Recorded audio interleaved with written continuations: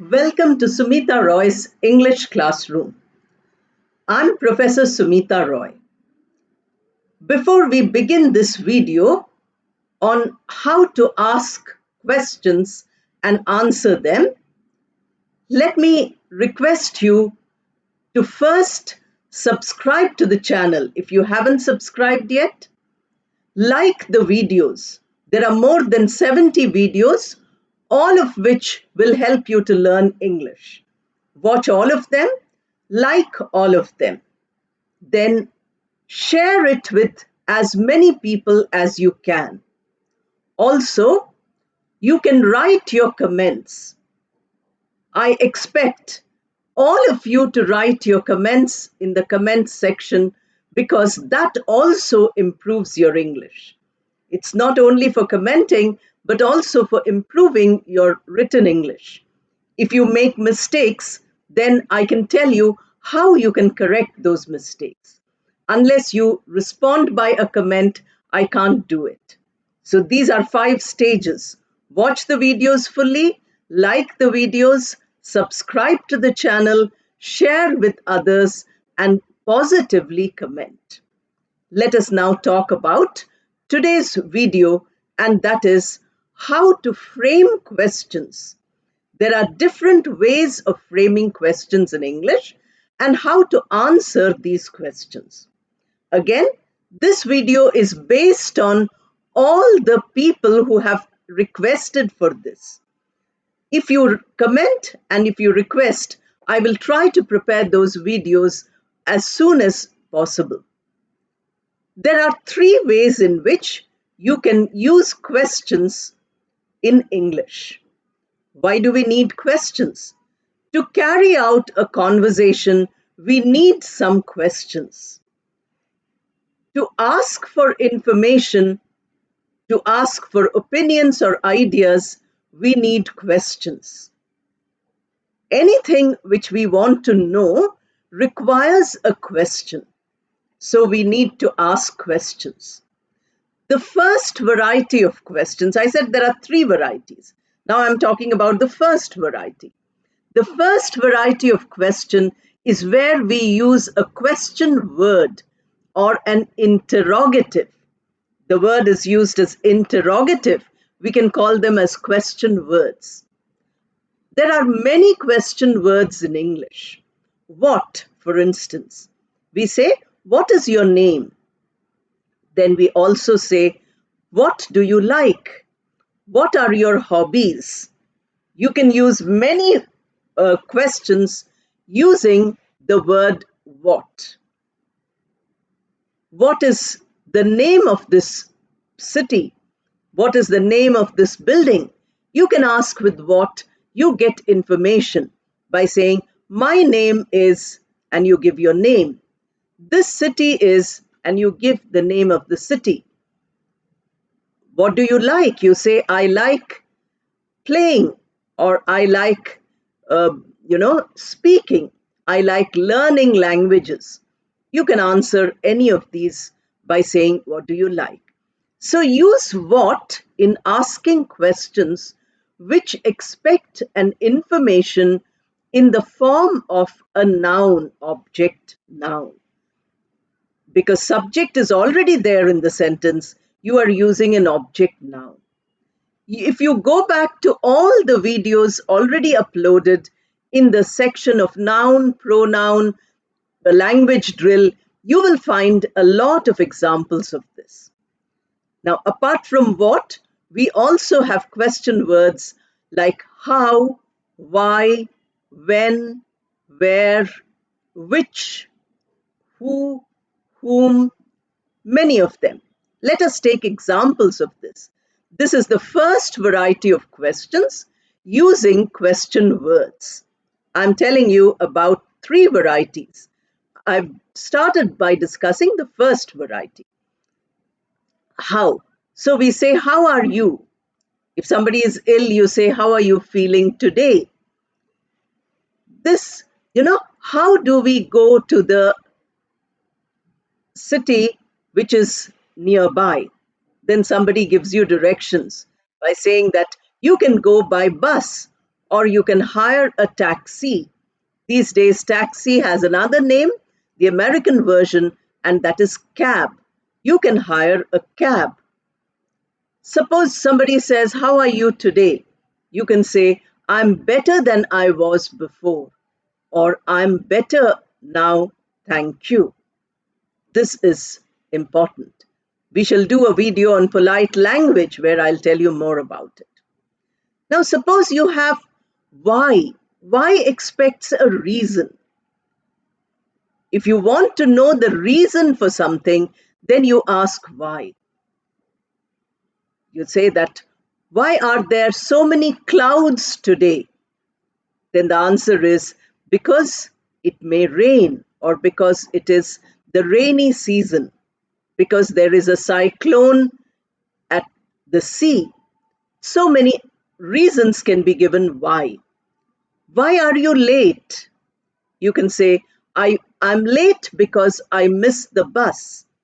I'm late because I had another appointment. I'm late because I forgot that we were meeting at 4. You have to give the reason, and you give the reason using the word because. Don't use why again. Don't say why because. Because why is there in the question, the answer gives you using the word because. We shall do a grammar lesson on conjunctions where I will tell you more about this. Today, let us continue with the questions. Now, you also have when. When is the where you expect the answer as a time or date or day, etc. So somebody asks you, "When is your wedding?" You say, "It is next Sunday." What are you giving? You're giving the answer as a day. When did you meet him last? I met him last evening or yesterday evening. So what are you saying? You're giving a time of day. When is the next meeting? The next meeting is at 3 o'clock. So you had a meeting in the morning, now you have another meeting. So you say the next meeting is at 3 o'clock. So what are you giving as answer? When the question word is when, the answer is a date, day or time. When did you come to this place? I came in 1999. So you say the year. That also is time. Any kind of time is questioned by using the word when. Now we use where, WHERE, for place. So where is the meeting? It is in the seminar hall. You give answer. Where is tomorrow's cricket match? It is in the stadium across the city. Where is the place you have chosen to move to? It is on the outskirts of the city. So whenever you say where, there you are looking for a place. Where is my file? It is on the top of your table. Where are my shoes? They are inside the shoe rack. Now, where is always a place. So, a place on top of the table, inside the shoe rack, these are also places. So, whenever you have place, you use this. Now, you can also have the word who. Who, when you ask, you are questioning the subject of the sentence. So, the answer should be the subject of the sentence. Who is this? You say, this is my friend. So this, the word this is the subject, then the friend is the same thing as the subject. There is no change. There are no two people. Subject, object are not different nouns. It's the same noun. Please go back to the noun videos for further explanation of this.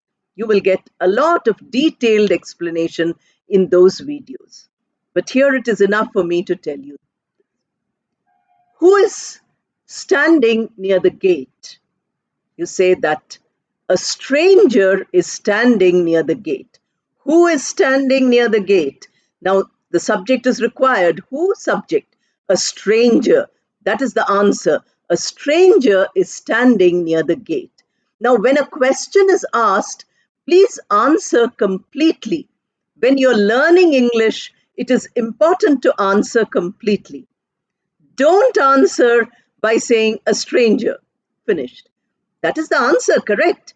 But it is not a complete sentence and it doesn't help you to improve your English. When the question is whom, then you expect the answer to be the object of the sentence. The object, noun, or pronoun is the one which is questioned by the question word whom.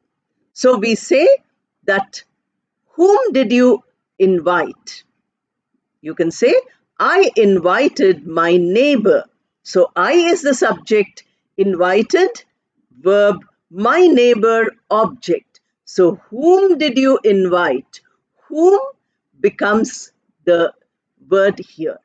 Now, how do you make a structure of the sentence, which is a question? Remember that in a statement, subject comes immediately, then verb comes. But when you use a question word like what or how or who or where or when, then what you do is you put the verb at the end. Then you have, who did you invite? Who did you invite? So did invite. That is the verb form. The subject comes in the middle. So you say that, I invited my friend. Whom did you invite? Therefore, we use the object. Which is another question word which we use, and which is used to question things. That is not a human subject or object, but a non-human or a lifeless subject or object. I say, which is your house? You point out and say, the house which is red in color is my house. Which is your house? So you are expecting the answer to be given in the form of identification. Which examination are you writing? So you say, I'm writing this examination. You give the name of the examination. Then the question is which? The answer is given. Many other forms are there, like what kind or how far. These are also additional questions. We won't go into those details. Let us move to the second category. The second category of questions is where you use the primary auxiliary or the modal auxiliary to make questions. Many of you asked this, and I have replied, I think, saying that there are videos already uploaded by me on this channel on modal auxiliaries separate and primary auxiliaries separate. If you go to the channel list and you search for them, you will be able to find the videos. Please search all the videos, make a note of them, and watch whichever you feel is most important for you today. Then tomorrow you can watch something else. In this way, please watch the older videos because these are supporting videos to the older videos. Unless you see those, you will not be able to do well here. So the helping verb do, to do, does, and did are always used for questioning whenever the answer is the main verb. Suppose you have a lexical verb, many videos on lexical verbs. Please check all of them by going back to the channel list. In case of all lexical verbs, the question is do, does, or did. You say that we speak English. Speak is present tense, so you question by saying, do you speak English? Then you say, We learnt English, past tense. Did you learn English? Learnt becomes learn, but the tense goes to did. He knows English. Does he know English? He knows becomes know. Does he know English? Because with he, it is does, with present tense, it is do, and with past tense, it is did. Have, wherever the verb is have, in the perfect tenses, perfect and perfect continuous tenses, there you can question using have. You say that we have an interest in learning English. So question is, have you an interest in learning English? There you have used have for questioning. Have, do, and be are the primary auxiliary forms, which I have explained at great length in the video. You will find their questions also. I have used many questions. Today, if you supplement today's video with that, you will get benefited. Is used for, is this your house? Are you a student? These are forms where is used only as a main verb, but is can also be used in its helping verb form. She is coming. Then you have, is she coming? She is coming is the answer. You question by saying, is she coming? And you put a question mark. So you can see that the three primary auxiliary verbs, be and have and do, be has 7 forms. You must know all of them. Am, is, are, was, were, being, been, all these are the forms. So has 3 forms, have, has, and had. Do also has 3 forms, do, does, did. All these can be used for forming questions. Now, the modal auxiliary verbs like can, could, may, might, will, should, would, shall, then used, need, all these forms can be used for framing questions. So this is the second type of question. The first one was the question word. The second is using helping verbs to form questions. The helping verbs act as the question word. So you say, can you sing well? You say, yes, I can sing well. Or no, I cannot sing well. So the questions which are used with the modal auxiliary forms are yes, no questions. I have given you many examples in various videos of these question forms. All you have to do is to go back and check those videos. You say, could I meet you tomorrow? Yes, you could, or yes, you can. Both forms you can use. May I leave the room now? Question. Answer, yes, you may. Or, no, you may not. Short form in speaking, mayn't. That also you will find in the modal auxiliary video. Please watch that video. I remember some comments saying, please teach modal auxiliaries. The modal auxiliary has been uploaded a couple of months back. So all you have to do is go back to the videos in the channel. Please watch those videos and see that your comment has already been, addressed in a video which is uploaded. So any of these videos, should we walk fast? Then the answer is yes, you should, or no, you shouldn't. In this way, all the modal auxiliary forms have their questions. If you go to the video, you will find many questions are there using. All the primary and modal auxiliary verbs are called helping verbs. But there are places where is, was, or have, has you are used as the main verb. They are not used as helping verb. But even if they are used as a main verb, there is no problem at all, because there also the main verb is used for questioning. We don't use do, does, did when we have the primary auxiliary form. For a main verb, like I'm working, then the question is, are you working? Because am is there and you don't need to do. But if you say, I work in this factory, then you cannot I work. Work is an action word, it is a lexical verb. Therefore, it needs the helping verb to make a question. And here the helping verb is do, does, or did, depending on the tense which is used.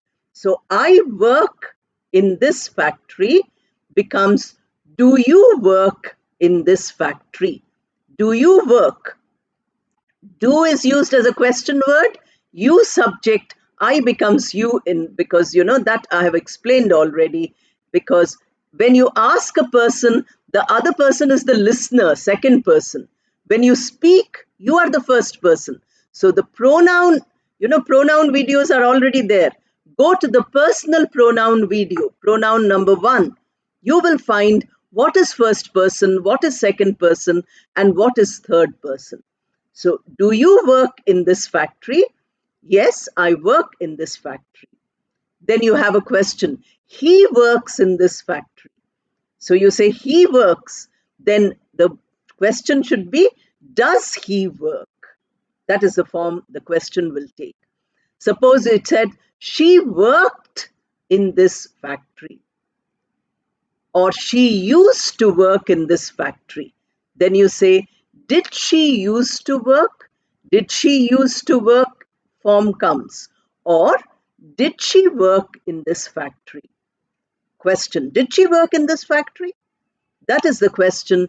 Depending on which form of the main verb you're using, the correct form of to do has to be used. But in case it is, I am a worker. So I am a worker. All you have is subject, you have am as the verb, and worker is the object. So there is no other verb form. Therefore, you use the to be form. Are you a worker? Are you? Am becomes are, because that is the form for the second person. These things, if you know, your questioning becomes better. Let me repeat, unless you ask questions, your conversation does not go forward. So, if to take your conversation forward, you must ask questions. You must know how to ask interesting and correct, grammatically correct questions. So, we finished 2 varieties.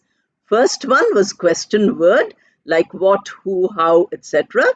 And the second one was auxiliary verbs used as the question word. And now we come to the third form. This is called tag question. When I did interrogatives in the pronoun lesson, I told you I will talk to you about tag questions in a future video. Tag means tail. It means an attachment. It means something you add on. You put, already something is there, you add on something to it. That becomes a tag. Now, a question which is added to a statement, already a statement is there, and then you add a small part, the statement itself becomes a question with a comma of where the full stop was. Suppose you say, I'm speaking to you. That is a statement. I am speaking to you. Now you have to take am in its negative form, and the subject gets repeated in the same. So, I am speaking to you, ain't I? Am not is pronounced as ain't. So, ain't I? You are speaking to me, aren't you? You are. Our negative form is aren't, and you becomes there again. So the verb becomes the negative form and the subject goes at the end of the sentence after the statement, you are speaking to me. Earlier there was a full stop. Now it becomes a comma. You add aren't you? You put a question mark at the end. This is called a tag question. We must hurry. Suppose the sentence is, we must hurry, full stop. Now to make it into a question, we must hurry, comma, mustn't we? Must becomes mustn't. Subject we goes to the end. Then you don't put a full stop, you put a question mark. Suppose the verb is negative and then you make it into the positive. Where the verb is already positive, you made it into the negative. Now, if the statement has a negative verb, you didn't pay the fee. You did not, didn't. You didn't pay the fee. That is the statement, full stop. Now, you want to make it into a tag question. You didn't pay the fee, comma, did you? Didn't becomes did. You, same thing comes there. The subject is repeated. The verb changes its form. If it is positive, it becomes negative. If it is negative, here it becomes a positive there. They mustn't shout. Must they? They mustn't shout is the sentence. You remove the full stop, put a comma and say mustn't, must not. So we have the form mustn't, they is the subject, they, and then you. Here the answers for the tag question, the answers are yes and no again, like in the modal. They mustn't shout, must they? Then you can say, no, they mustn't. Because here there is no question of saying, yes, they must. Because the statement itself says they mustn't. You haven't paid the fee, have you? No, I haven't. So you even, the person is saying something which is already, you've done it. This says, sorry, I have already paid the fee. Or I have already paid the fee.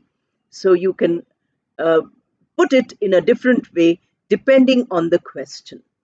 So where you have a verb in the continuous tense, there also the continuous tense form or the perfect tense form, we take the helping verb in its negative form, because main verbs don't have negative forms.